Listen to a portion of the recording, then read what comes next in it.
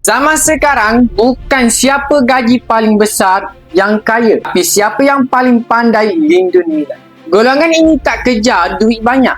Mereka kejar nilai yang kekal sebab mereka tahu duit makin jatuh tapi emas kekal bernilai. Jangan lupa follow dan save video ini untuk rujukan akan datang. Dalam keadaan dunia sekarang, nilai mata wang makin lemah. Harga barang naik, ekonomi tak menentu. Golongan ini tak panik pun.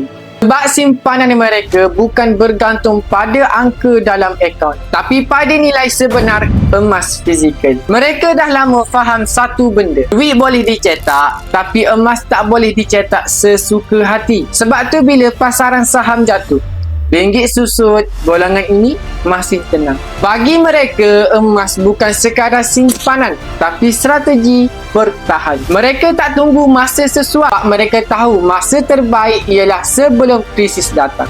Pesan mentor saya, Tuan Muhammad Zulkifli Syafiee, mereka bukan kaya sebab emas, tapi mereka kekal kaya kerana emas. Sebab bila nilai dunia berubah, yang pegang nilai sebenar tetap di atas. Okey, baik tuan-tuan, yang mana berminat untuk simpan emas di Public Gold, boleh sahaja klik link di bio saya.